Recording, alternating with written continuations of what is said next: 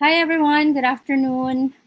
Hi Mahar, thanks for joining. I know we've been learning a lot today. So now, oops, sorry, mute ko lang. Just double checking if you can hear me. Ayan. So right now we're gonna talk about homeschooling naman. So things that you need to know when it comes to homeschooling. I know a lot of us here are parents and have kids who are going to traditional school. And with the pandemic, I'm pretty sure a lot of you are also considering whether you would be homeschooling your kids or not. So hopefully, with this short presentation I'll be doing, you'll be able to come up with a decision if it's like for you or not. All right, so let me just share my screen, guys, and comment lang kayo kung may questions. I'll try to answer them later. Hi, Meredith. Thanks for joining. So share screen. As soon as I share screen, because I may not be able to see the questions right away, so should be good. All right, so let me just present this and sige, check ko lang din sa phone ko kung ayan, I think you can all see my screen now. So yeah, again, good afternoon everyone. Thank you for joining this session with me about homeschooling. And yeah, we're gonna discuss about homeschooling 101. So like the basic things that you need to know when it comes to homeschooling your children.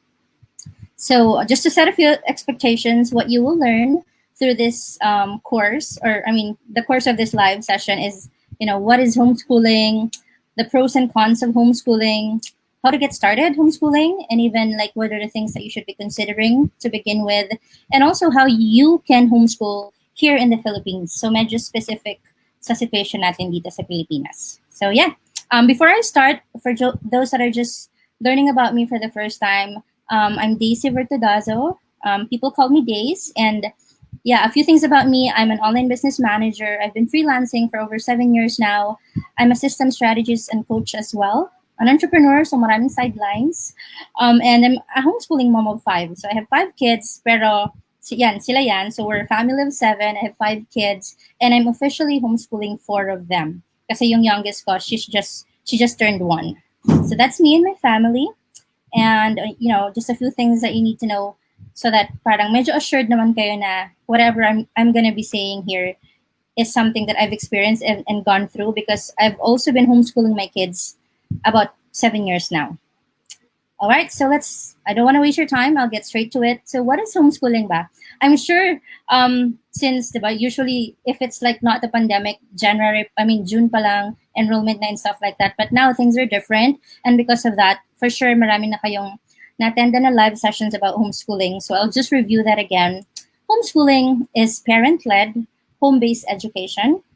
And I think yung homeschooling, like the term itself na, school at home, it has not been so true until this pandemic happened, kasi ngayon hindi naman talaga na makakalabas basta yung mga bata, because before homeschooling, when you do homeschooling, it's not really just confined in the home. Pwedeng kahit saan. I mean, travel kayo, pupunta kayo kung saan. That's still homeschooling kasi nga it's integrated with your lifestyle, with your life. Pero right now, medyo limited yon, and talagang majority of the time is gonna be spent learning at home.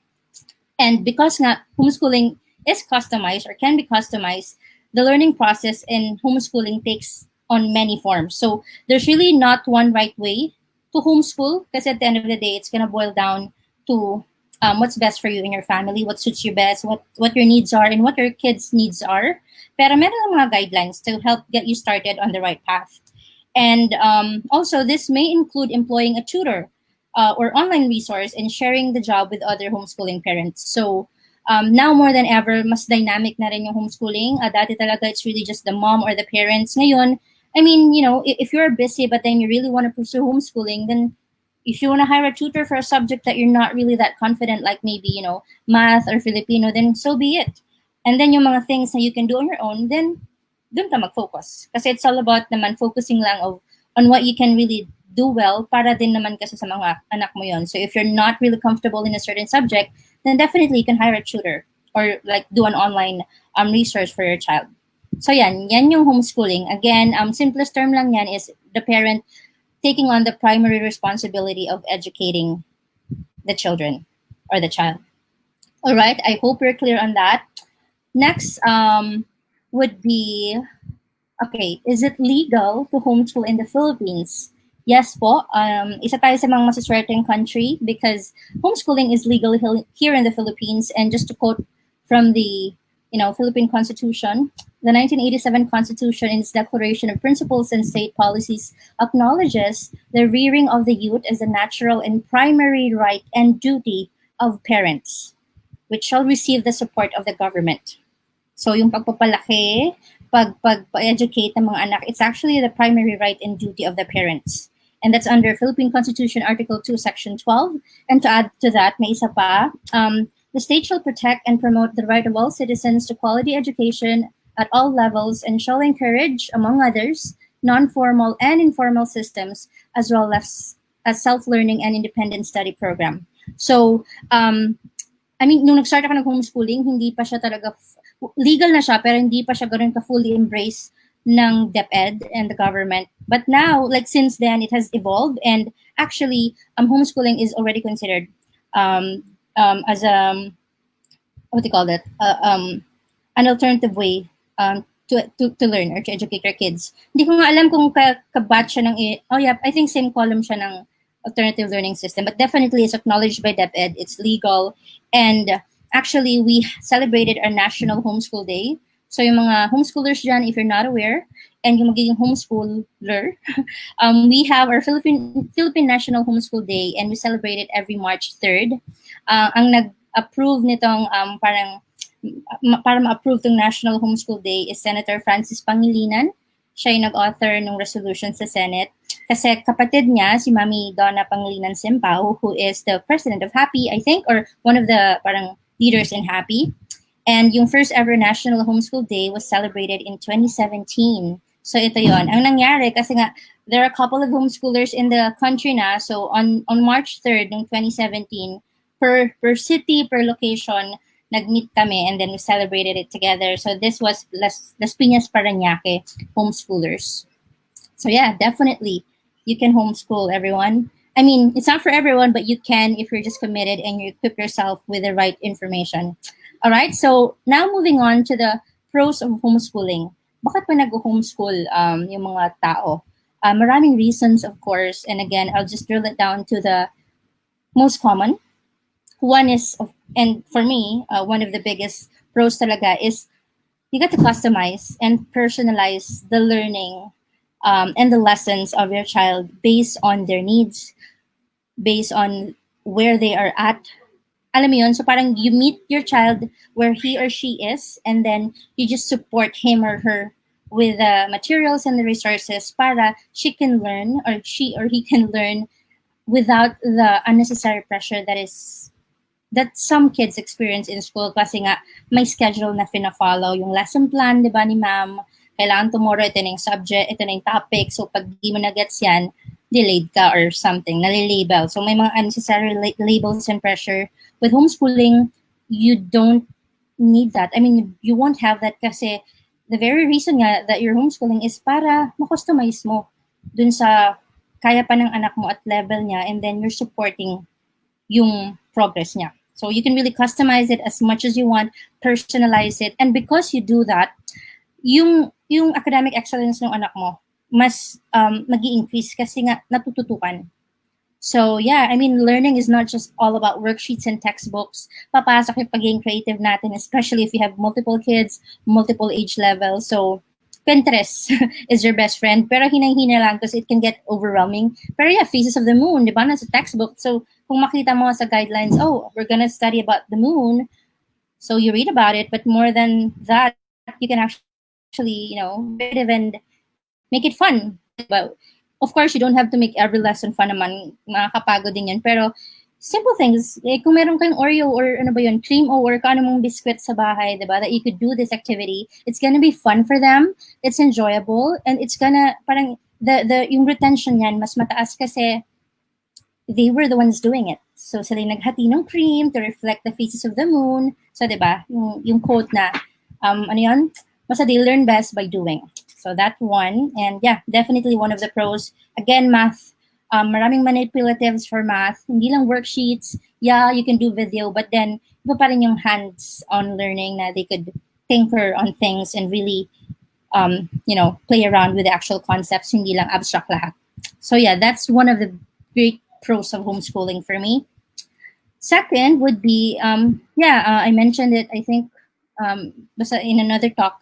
Now, one of the reasons I think why people are, being drawn into homeschooling is because it gives the parents the opportunity to provide a more holistic education for their children na usually nabibigay lang sa mga talagang super expensive schools, yung talagang super, may mga extra classes para ma-provide like arts, music, playing the instruments, lahat na. But with homeschooling, you actually can do that, and then you can control the budget pa. So, yeah, it's not just about academics. You can do music study, arts. Again, depende sa style nyo. So, we'll get into that later. Pero yun lang. You as the parent, kung parang before nagko-consider ka enroll sa school nito kaso sobrang mahal ng tuition, now you can do that. And there are actual resources that you can do that. Kailangan lang natin mag-research on our end.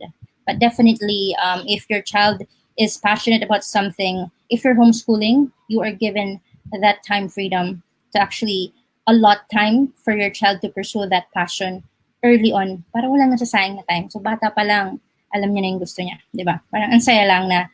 And for the child, it's just really encouraging to see her parent or his parents supporting what they like instead of puro textbooks or walang time and work and stuff. So yeah, but definitely this is another pro of homeschooling. Next is, a big one, flexibility in schedule. Parang pag-freelance lang to, everyone. With homeschooling, you really have the time freedom. You have the flexibility in schedule. So, and not just with the lessons, like, sa mga homeschoolers dito, I'm sure you'll all agree, we go to the mall pag weekdays when everyone's in school. We go on vacations when everyone's in school. So, ang result, solo mo yung beach.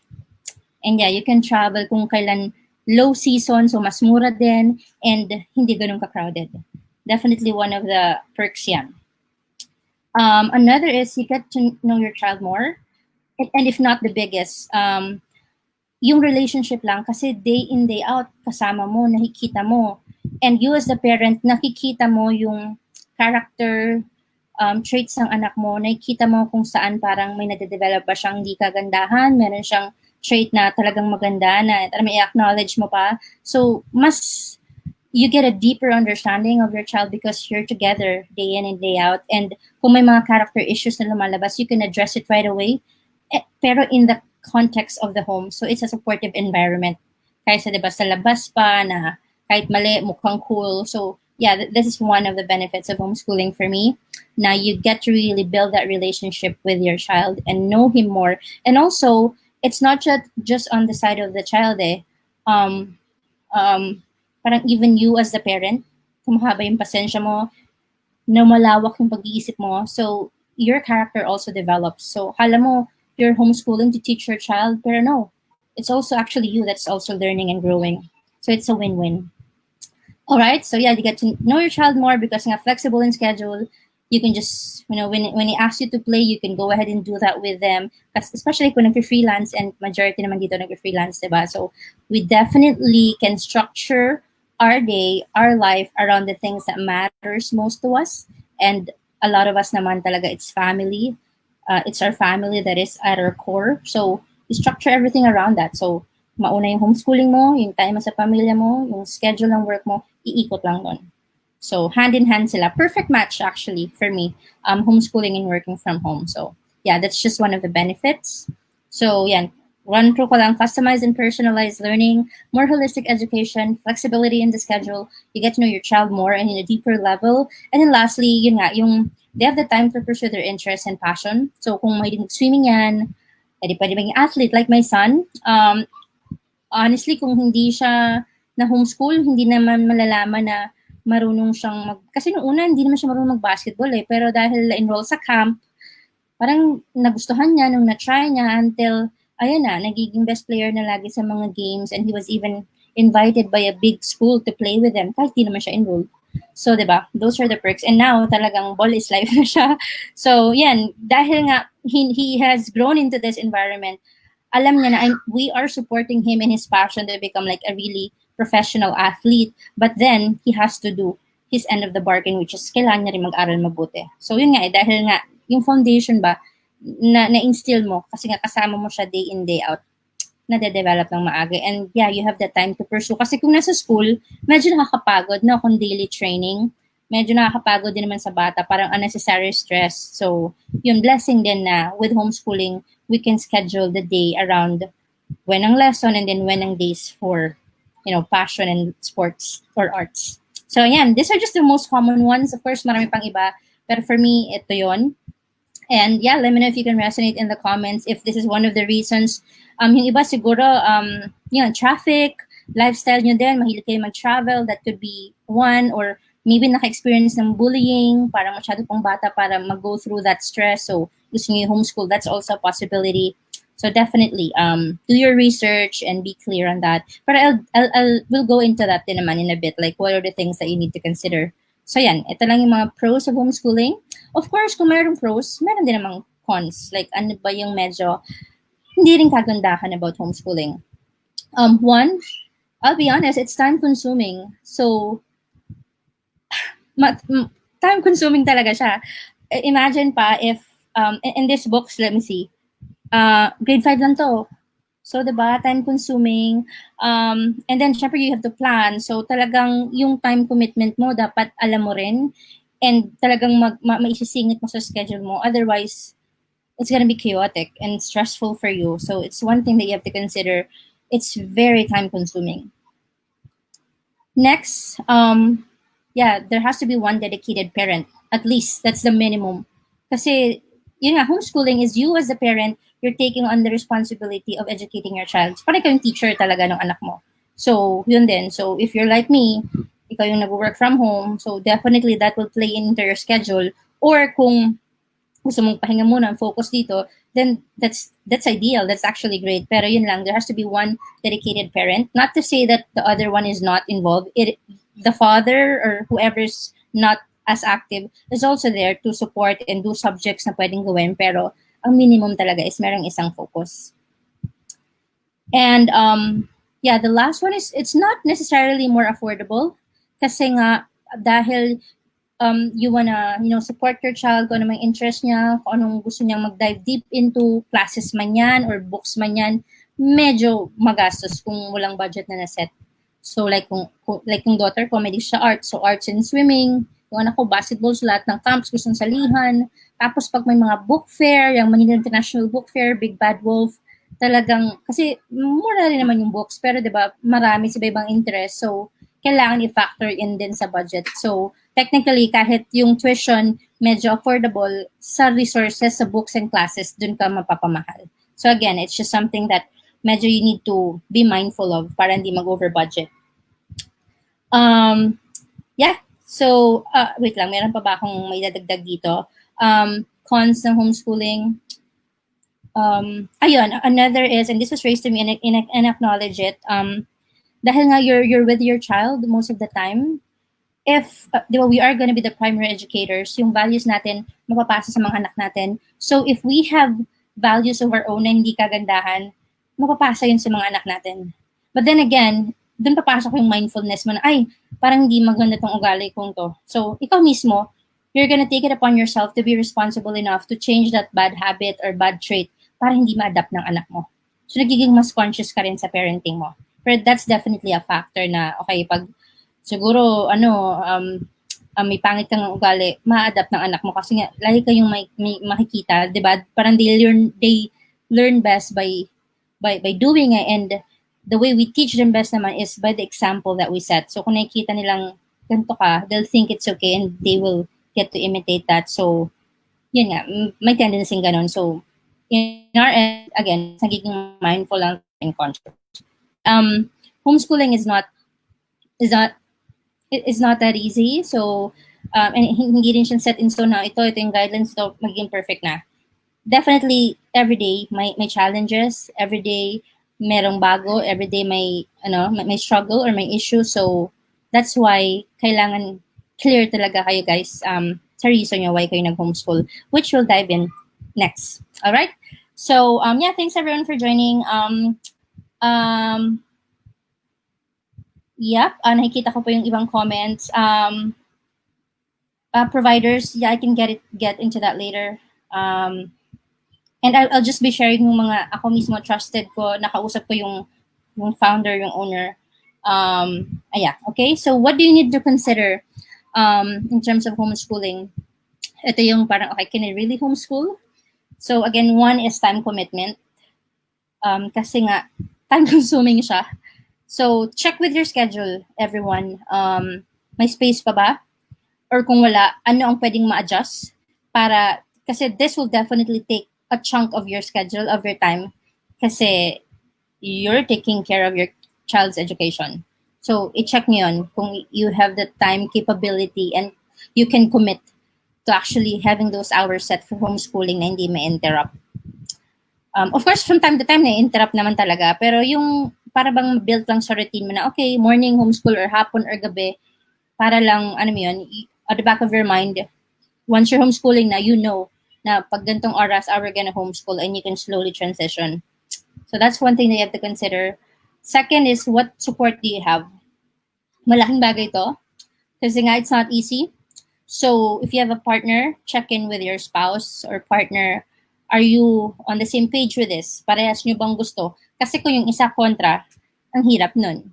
You're homeschooling and then you're doubting kung you're doing enough and then di pa supportive yung partner mo. It's not a good place to be in. So as much as possible, ideal na your partner is also on board. And then not just your partner, I mean, if you're living with your in-laws or relatives in the house, that all of them, they understand and respect your decision to homeschool para walang constant questioning, oh, bakit? Pero in a way, you're in a lucky situation kasi hindi kayo may question kasi may pandemic. Kasi pasok sa regular school na hindi mo alam talaga yung safety ng anak mo if super sure, di mag-homeschool na lang muna. Parang ganon. So, it's a better situation now. Pero definitely, you have to check in with the support that you have. And papasok din dito yung mga groups, yung mga co-ops. So, that's the easy part. The harder one is really ensuring that everyone in the household is on board with your decision to homeschool. Next, you ask yourself, do you even like to homeschool? Or napipilitan ka lang kasi no choice nga, or it's also because of the pandemic and ayaw mo rin naman i-risk, so okay, we'll do this. I mean, of course, that's a valid reason to homeschool, and siguro para hindi kayo ma-overwhelm, you just have to think of it na, you know, it's just for this year. Take it lightly for this year. Yung iba nga nag-gap year talaga, so in a way, mas okay kayo kasi you're still, like, you still have learning happening. That's the thing parang we have to go back to what is education by, what is learning talaga. Is it just learning happens, does learning happen inside the schoolroom lang? Di ba hindi naman? So, but anyways, medyo ibang topic na yun. So just school. Kasi if not, you may need to process that.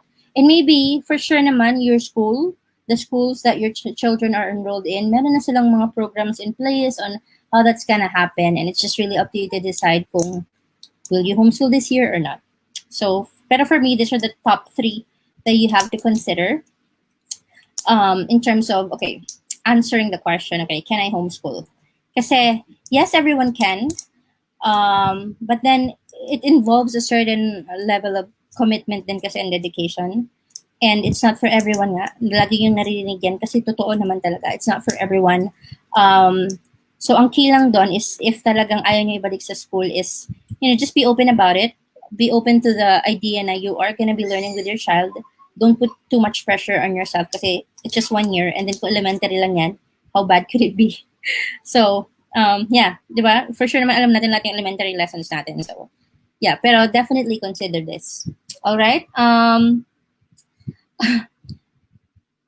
Sorry, sabi ni AJ, iniisip ko pa lang parang ang hirap lalo na may baby kami, super clingy pa naman.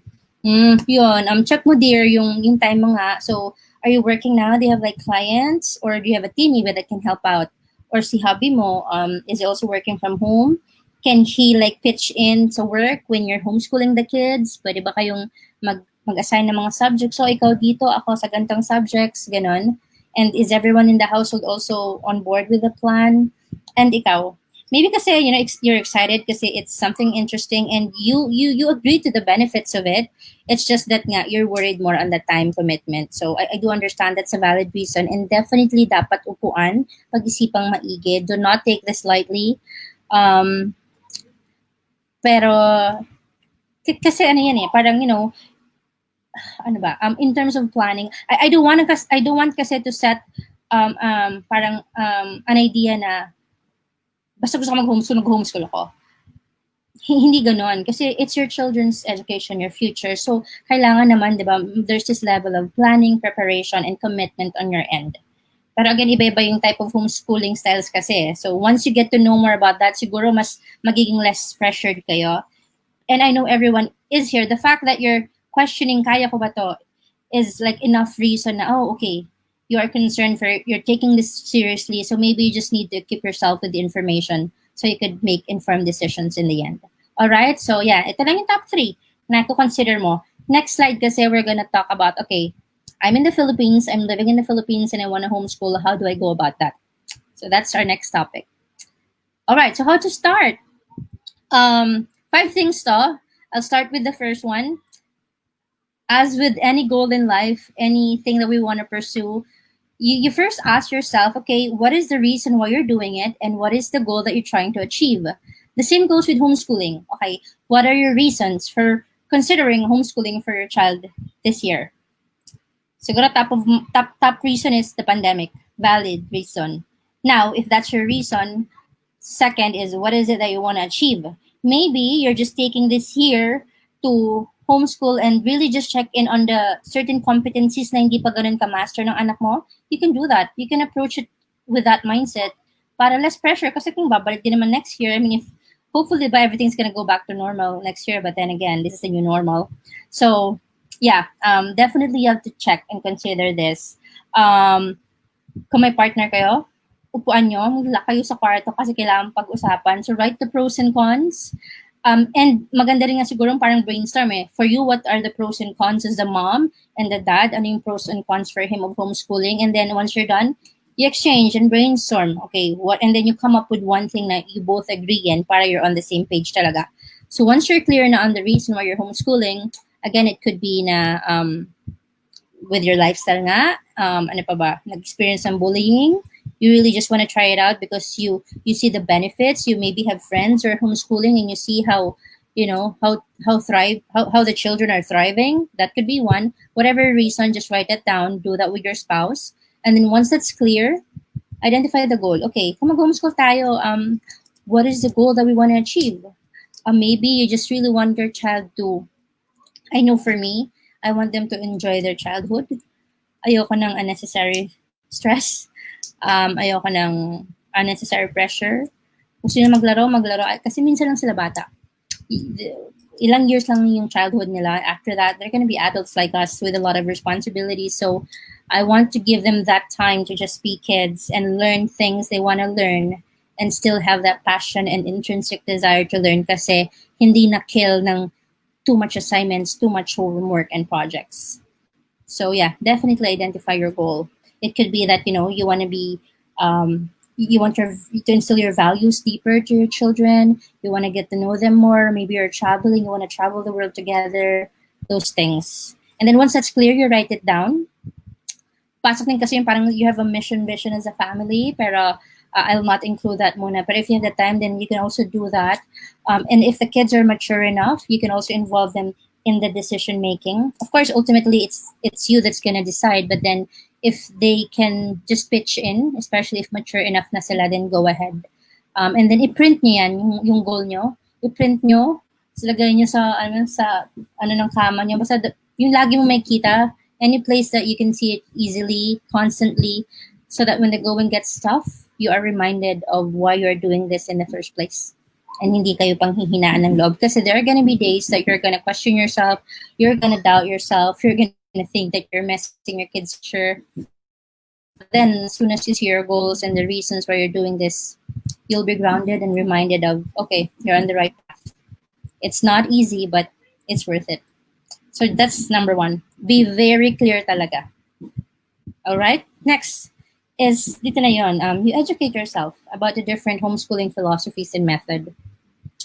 I don't have the time to discuss all of them today, pero yung mga yan is yung mga narinig nyo rin siguro, Charlotte Mason, Waldorf, classical education, literature-based education, interest-led, unschooling, Montessori, marami sila. Eclectic. Eclectic is a mixture of things, of different philosophies na you just pick and choose elements of all these philosophies that fit your family and your lifestyle.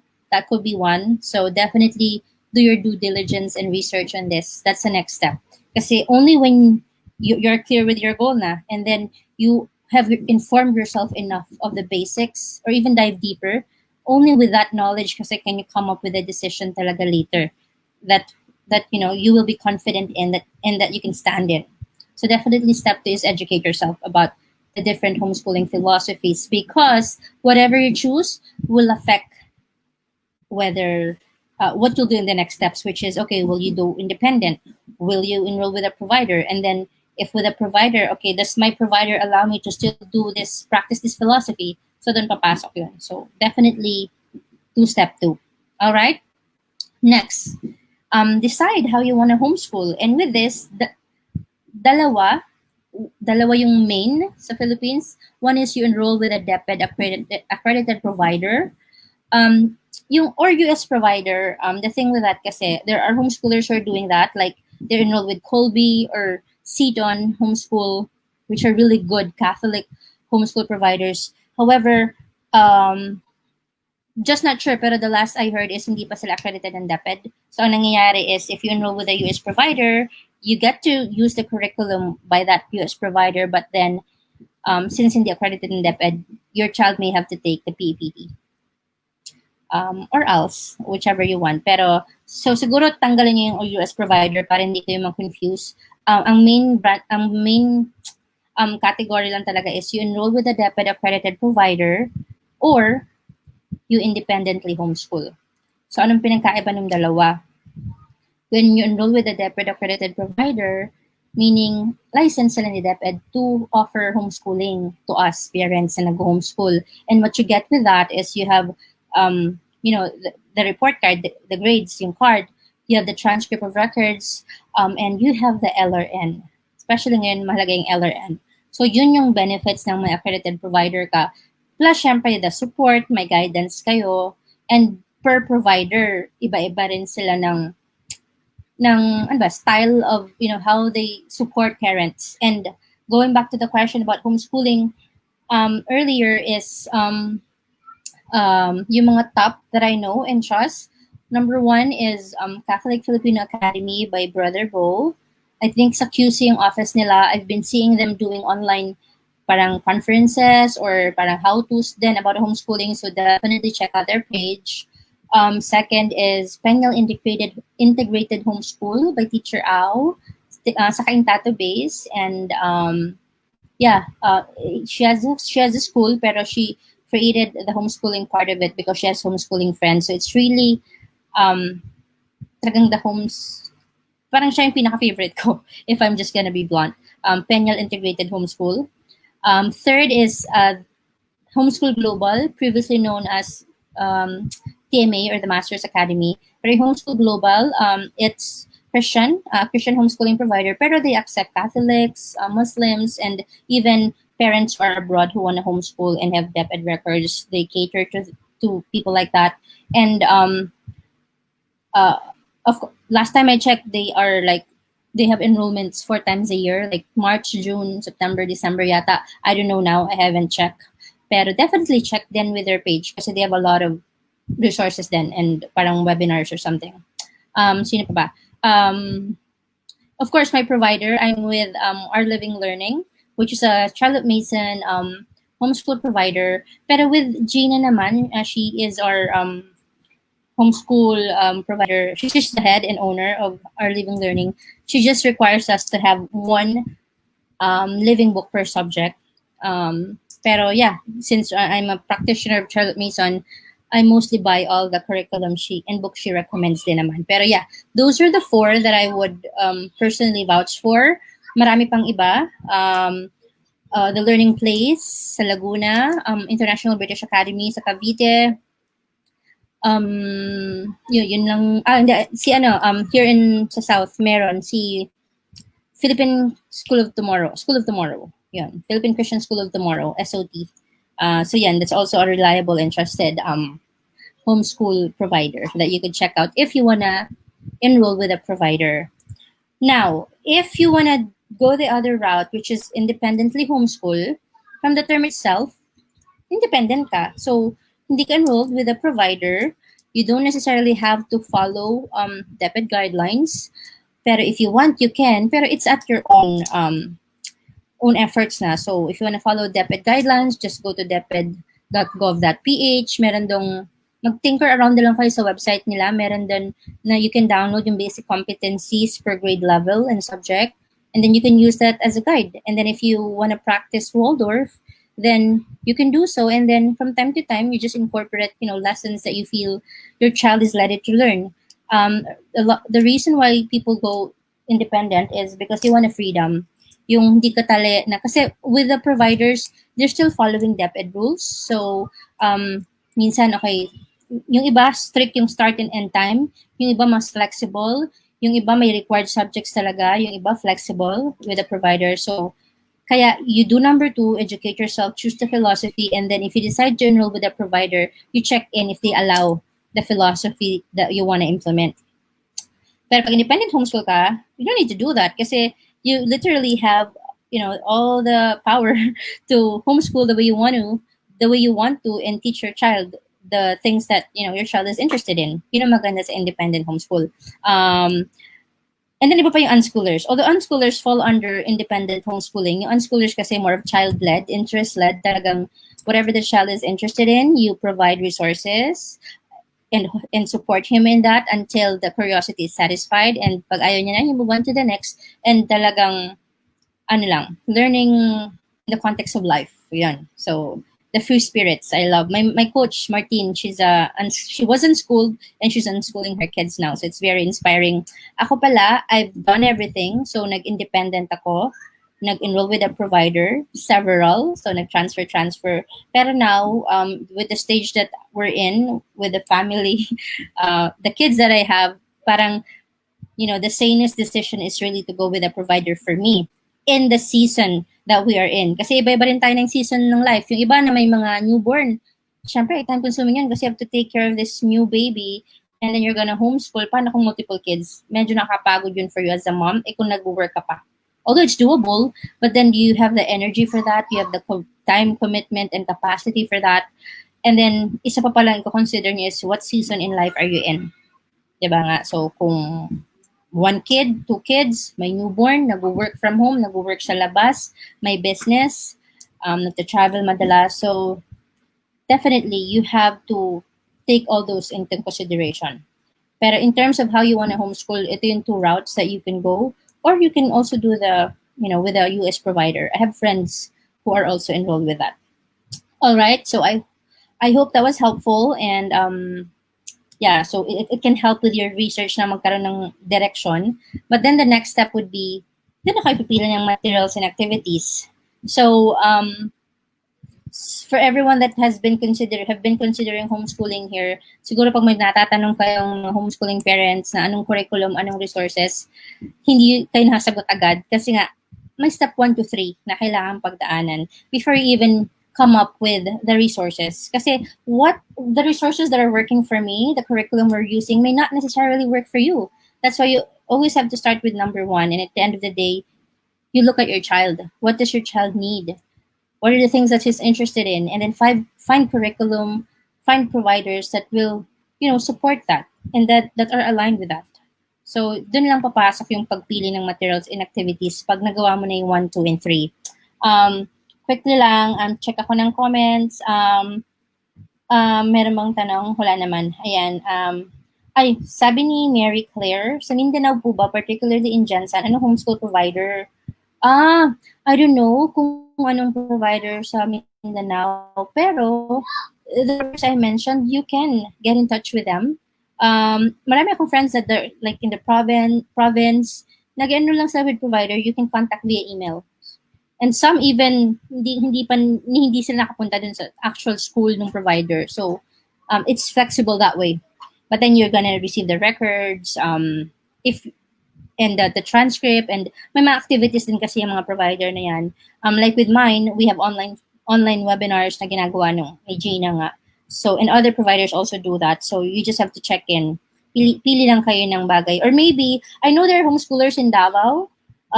If you search Facebook, marami na kasi ng groups na per location. You could also check and join there and ask there para mas local ba kasi sa area nyo. Okay, sabi ni Jeline, until when is the recommended age or level ang pag-homeschool po for you? For me, ako ako na-envision ko lang talaga elementary. Parang hanggang doon lang yung kaya ng powers ko with the 5 kids I have. Pero I'm open to extending. Kasi I take it a year at a time. Although I have like this long-term vision na okay, this is what's gonna happen. Pag elementary years, gamay na gamay ko yan. Although kasi, quick ano lang din, I used to be a teacher, pero high school teacher. So if ever man my child wants to do high school homeschooling, it's fine with me.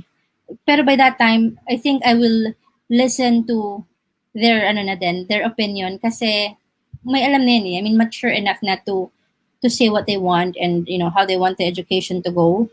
And I've raised them naman knowing na they have the right values and I have ingrained their capacity to be logical about things na whatever they feel they want, I trust that they know it's what's best for them. So for me, the up to what year, again, it goes back to up to what year mo kaya at gusto ng anak mo. So dun sa mga mag-start pa lang, you take it a year at a time. So maybe you really want it so bad this year, you're so excited. Yeah, that's cool. But the next year, you review again. Ganun lang, parang hindi overwhelming kasi it's a lot to take in itself. So siguro best to take it a year at a time. Pero nga, as to how long, I think the safest is elementary.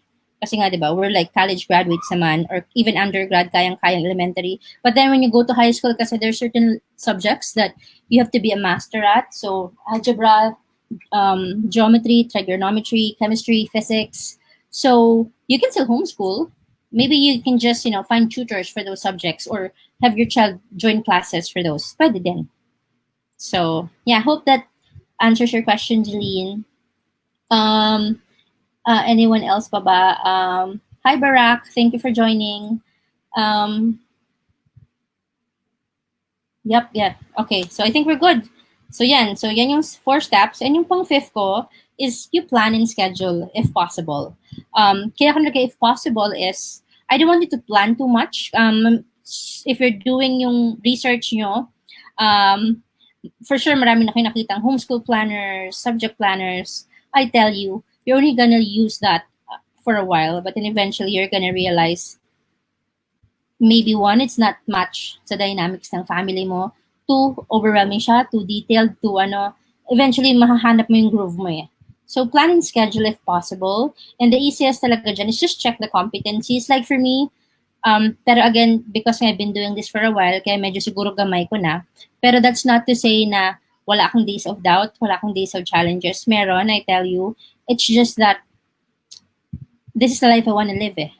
Very clear talaga ako sa number 1 ko.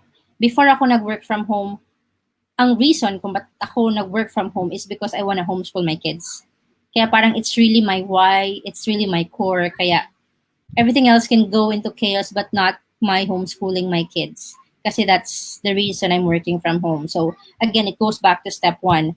And then with the planning and scheduling, of course, especially so first-timers, I suggest you plan, pero not na it's too rigid, not na walang flexibility kasi like, di ba with our lives, maraming surprises and challenges, and the beauty of homeschooling is you really can schedule and adjust your learning, your lessons with what's happening in your life. Like nung naoperahan ako ng February, na-pause yung homeschooling.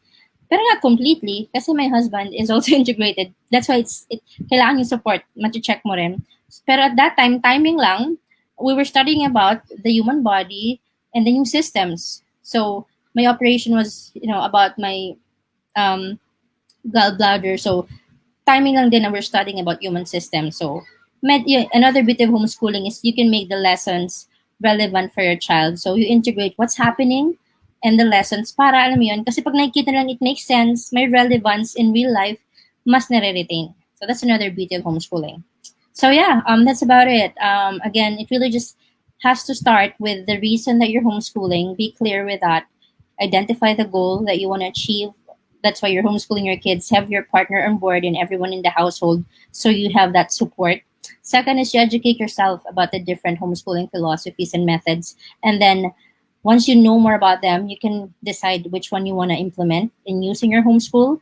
And your decision in number two will greatly affect the thing that you're going to do with number three. Will you go with a provider or will you go independent? And then from there, dun ka palang pipili ng materials and activities to supplement the learning, to support the learning, and then with the curriculums that you're gonna get.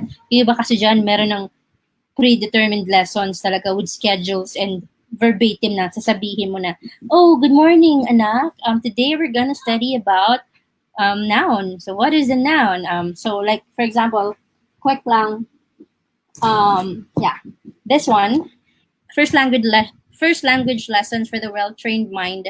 This is the grammar book, language arts book for grades 1 and 2. So, isang book lang yan, pero 2 grade levels ang maka-cover. And scripted yan, like, note to instructor, yung sasabihin ng anak mo, ano i-expect mong sagot niya. So, may mga ganon. Pero, you will only get this if you chose classical education or yung medyo relax. So, Charlotte Mason, pwede din. That's why I got this. Pero to be honest, when I got this, kasi nirecommend lang siya ng friend ko ng simula. Pero, nagamit naman namin. It was helpful. So, ayun. So, ito yung 5 things that you need to do, parents, to consider. I-add nyo pa yung kanina, yung ano ba yung time commitment mo, paano ba yung schedule mo, mayroon ka bang available time, yung support, and then do you even really want to do this? So, consider those then. All right? Is there sorry, may mga tanong lang. Sige. Siguro, wait lang, sige. Ano oras na ba? Hindi ko makita yung check ko. Ayan. So, meron pa tayong 10 minutes. So, siguro okay lang to leave it at this. Sabi ni Gerald, sige, present ko pa. Is there a big difference in availing books from provider or just getting free materials? Wala naman. The only thing siguro is if you the only benefit is if you go with a provider and then you get the books from them, usually sila may stocks na. And karamihan kasi yung iba from the States. So, kung meron na silang parang kausap doon na distributor or publisher, then sila na nagre-request ng book, sila na nag-ano ng shipping and all, babayaran mo na lang, sila nang bala for you. And then if you don't wanna do so much research, then helpful din na meron ng ready curriculum si provider. Pero kung you wanna do things on your own, then you can definitely research. Siguro the difference would be the ease of finding the books. Kasi if you wanna go it your own way, ikaw nang bahala sa shipping, sa research, and one site that I usually buy my books from kung wala sa provider ko is Book Depository. But I don't know, last time I checked, I was told they're on, parang nakapos yung shipping nila because of the pandemic. I don't know if it's open now. Pero maganda sa bookdepository.com kasi door to door. Alright, thanks Gerald for that question. Ayun, no more question na guys, okay na? Yeah, sure, big Y, sabi ni E.T. Totoo. Alright, hi Michelle, sis, hi Jennifer. Yes, mga tiga-ano yan, mga friends ko sa freelancing. So thank you for joining. So yeah, I hope that was helpful. My questions pa kayo guys, let me know. Otherwise, yeah, I hope that was helpful for all. Again, at the end of the day, wait lang, check ko. Ayan, want to learn more, where to learn more about homeschooling.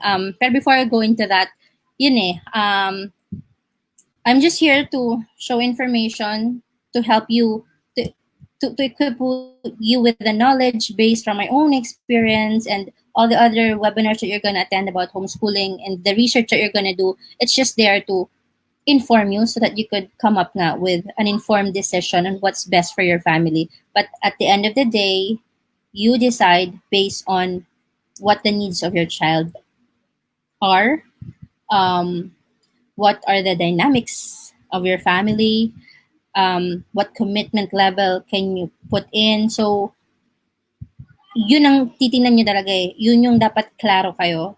And I don't want you nga to go into this blindly. That's why kung kailangan nyo magtanong, alamin nyo lahat. And then at the end of the day, if sure na kayo, pero you're a little scared, that's cool as long as you know it's what's best for your child right now. Then go, di ba? Do it scared.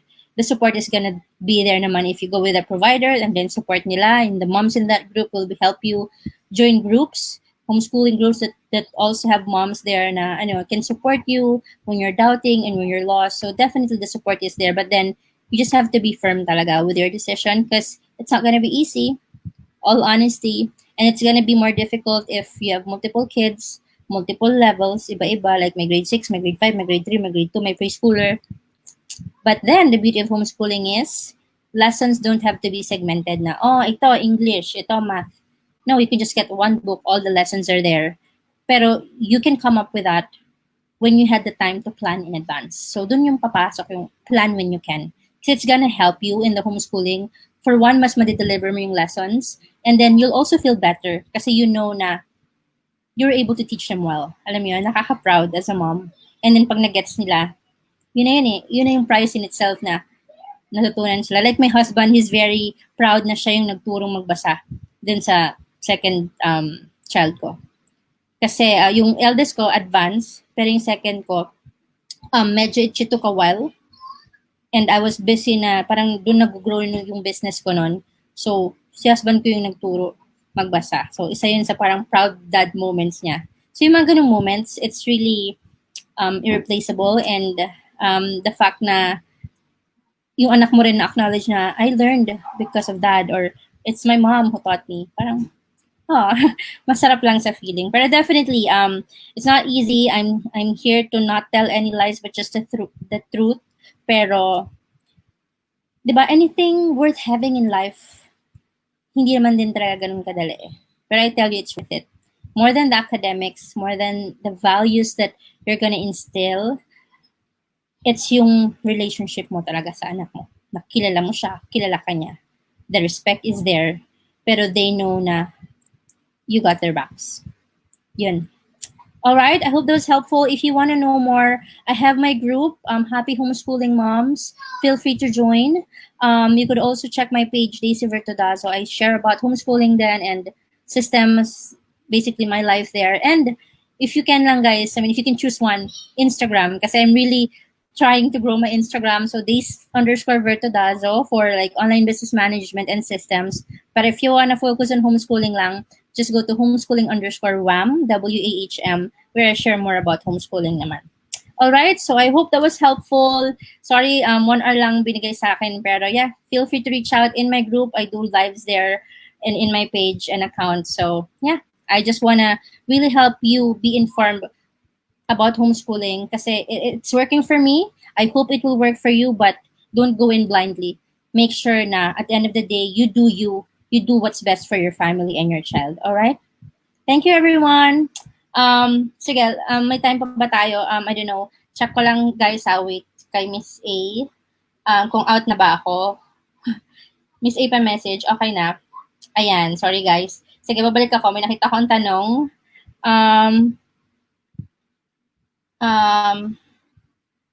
Yes, I have that group with Bonnie.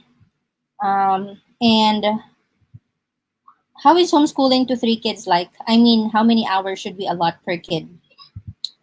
Okay, with homeschooling kasi, again, one factor pala I forgot to mention is I feel lang you all need to go through a process called deschooling, which is really just unlearning all the things that you think what education should be like.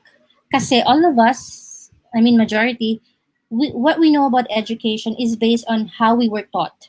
And how were we taught? We were taught through school, di ba? Regular, traditional brick and mortar schools.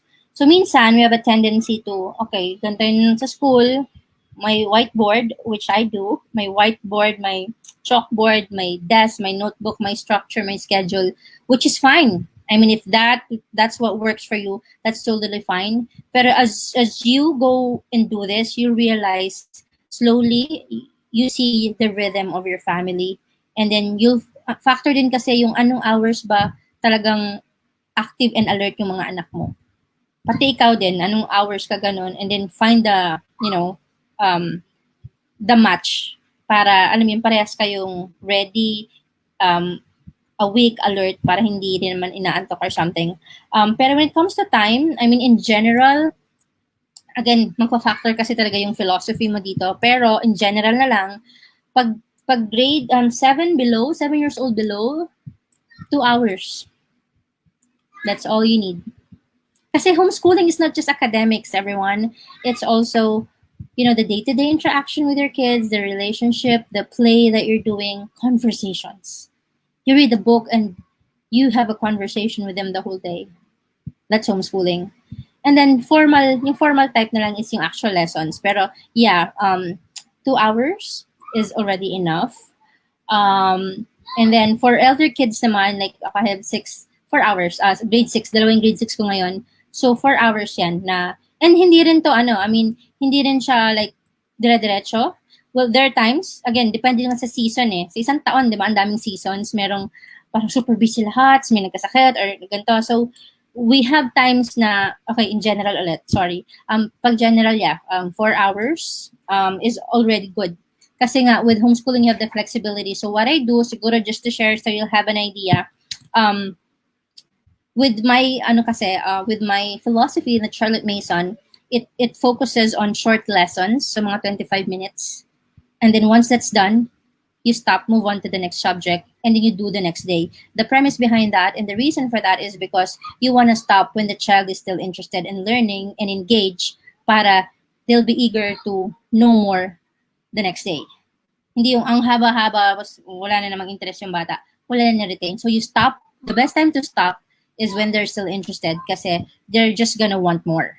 So the attention is there. So short lessons, kaya 4 hours. And then, dahil nga, independent na sila, if they wanna continue, like yung eldest ko, gusto niyan history and science. Minsan sa hapon, nakita ko nagbabasa pa rin siya. Or mag-YouTube siya, pero tungkol dun sa mga gusto niya pa rin. Although nag-YouTube siya ng basketball. Pero that's okay with me kasi tapos na naman yung lessons niya. Yun ang agreement namin. So there's respect there. Kasi our children, they're capable of so much more than we give them credit for. They're humans. They're born ready. They're born complete, just like us. And we just have to give them that respect then. So, and that's one of the things that I learned when I was homeschooling my kids. Definitely, isa sa mga narinig ko is wala akong pasensya. Wala rin ako nung una. Humaba na lang. So it made me a better parent. It made me a better person because of this journey that we've been together. Yung pag-homeschool nga. All right, so hope that was helpful and inspiring to you all. Thank you so much, everyone. Yes, I agree, AT. I have never let my schooling interfere with my education. Yeah, go back. What is education? What is learning? Is it just restricted to the confines of a classroom? I tell you it's not. So just also widen your mindset on it. And mangyayari yun if you do step 2, which is you do your diligence and research talaga. So again, thank you everyone. I hope you're having a good weekend. Mercury retrograde ngayon, so yung mga feeling low energy dyan, it's a sign lang na you need to take a rest and take a pause and maybe use this time to really discuss this with your spouse and partner and have everyone on board. And yeah, ask as much as you can. And once decided na kayo, the support is gonna be there. All right. Thank you, everyone. Have a good weekend.